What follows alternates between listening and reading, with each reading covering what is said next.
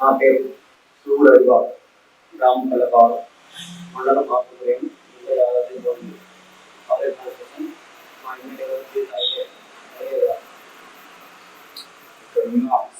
మాజీ ఎమ్మెల్యే భూమిత్ సింగ్ ఓడిపోవడానికి ప్రధాన కారణం ఏంటి?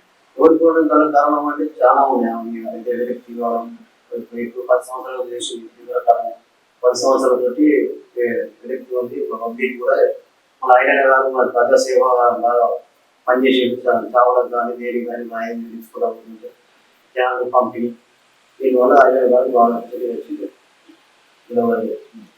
ఇక్కడ ఉన్న ప్రజలు ఎమ్మెల్యే పైన ఏంటంటే అప్పుడు ప్రజాసేవ చేసిరు, ఇప్పుడు భూ కబ్జా చేస్తున్నారు అనేది ప్రజల టాప్. దాన్ని మీరేముంటారు? అలాంటి మాకు ఏం కాలేదు, భూ కబ్జా ఏం కాలేదు. కాకపోతే నాయన మంచి ఒక పని ఆహారం ఉన్నా వస్తాడు, ఏ టైం వస్తున్నారు. 6 గ్యారంటీలలో ఉచిత బస్సుని దాన్ని మొత్తం తొలగించాలని చెప్పేసి మీ కాంగ్రెస్ పార్టీకి సంబంధించిన మహిళలు కానీ కార్యకర్తలు కానీ అంటున్నారు.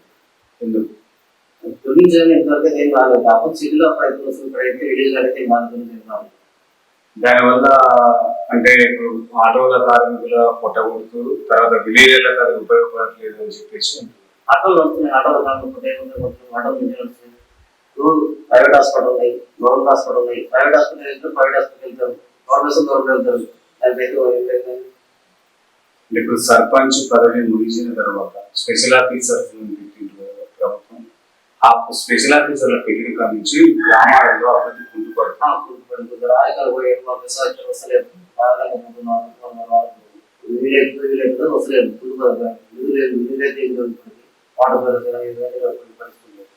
అంటే ఇప్పుడు గత ప్రభుత్వంలోనే అభివృద్ధి కార్యక్రమాలు చేసాం. ఈ గవర్నమెంట్ వచ్చిన తర్వాత సీసీ రోడ్లు కానీ ఎక్కడ మా గవర్నమెంట్ వచ్చిన సీసీ రోడ్డు పడ్డాయి. కాకపోతే కొద్దిగా వచ్చి 6 నెలలు వచ్చిన కానీ ఎలక్షన్ పడేదాన్ని.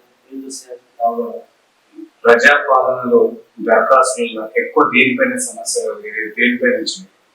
దేనిపైన నీళ్లు కావాలి, అదే నీళ్ళ బిల్లు గురించి, కరెంట్ బిల్లు గురించి దరఖాస్తు ప్రజాపాలన బాగా అందులో సంబంధిస్తాను. ప్రజాపాలనలో వచ్చిన దరఖాస్తులలో వచ్చిన సమస్యలని పరిష్కరిస్తారనుకుంటున్నారు. పరిష్కరిస్తారు గవర్నమెంట్. వీళ్ళ ఐలయ్య ఇక్కడ ఎలాంటి అభివృద్ధి అనిపిస్తున్నారు? వీళ్ళ ఇప్పటికైతే అభివృద్ధి మధ్యలో ఉంది. ఇప్పటికైతే మనం కాకపోతే ఇంకా ముందు చేస్తున్నాను. ఇంకా ఎప్పుడే ఆయన వచ్చిన 6 నెలలు అయిపోయింది, సాయం ఉంటుంది.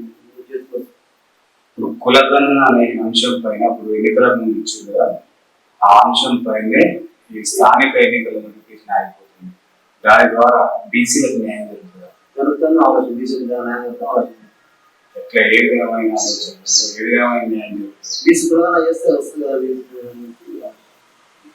ఇప్పుడు మీకు సర్పంచ్గా మీరు గెలిస్తే ఈ ఊరిని ఎలాంటి అభివృద్ధి కావాలి?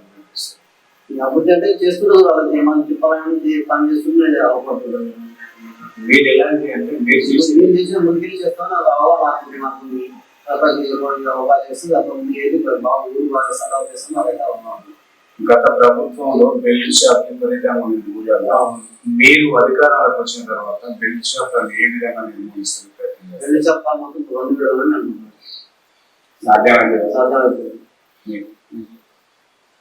ఇప్పుడు రైతులకు సంబంధించి ధరని తీసుకొచ్చినప్పుడు గవర్నమెంట్ ఏది మాజీ ముఖ్యమంత్రి గారు మీరు దాని భూమాతగా మార్చింది కదా, దానివల్ల రైతులకు న్యాయం జరుగుతుంది. వైఎస్ఆర్ అని దర్యాలు తీసుకొచ్చి కొన్ని విలేజ్ భూములు వాళ్ళకే దక్కినాయి. మళ్ళీ ధర పెట్టి కొన్ని అన్యాయం జరుగుతుంది. మళ్ళీ వస్తే అంటే మనం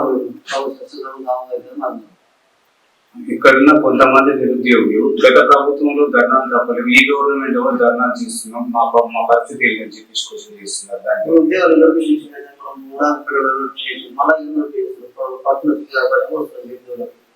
రేపు కూడా అవకాశం అవుతుంది. మన బట్టి ఒకవేళ రుణమాఫీ చేయకపోతే మీరు ఏ విధంగా ఎట్లా ఓట్లు ఏ విధంగా అడుగుతారు ప్రజల దగ్గరికి?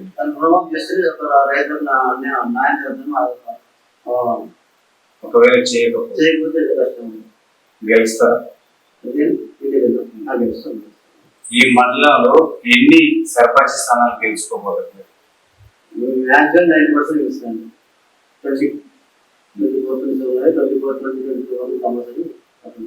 ఈ అంటే మీ విలేజ్ లో మహిళలకు కానీ నిరుద్యోగులకు కానీ ఓటర్లకు ఏం చెప్పదలుచుకున్నారు? ఓటు వేయాలి కదా, వాళ్ళకి ఏం చెప్పదలుచుకున్నారు? మహిళల కంటే చెప్పేది మహిళలు చెప్పేది ఇక వాటి సొసైటీ వాళ్ళ గురించి దేని గురించి సబ్సిడీ పథకాలు ఇంకేమి నమ్మకం చెప్పాలని అనుకుంటున్నాను.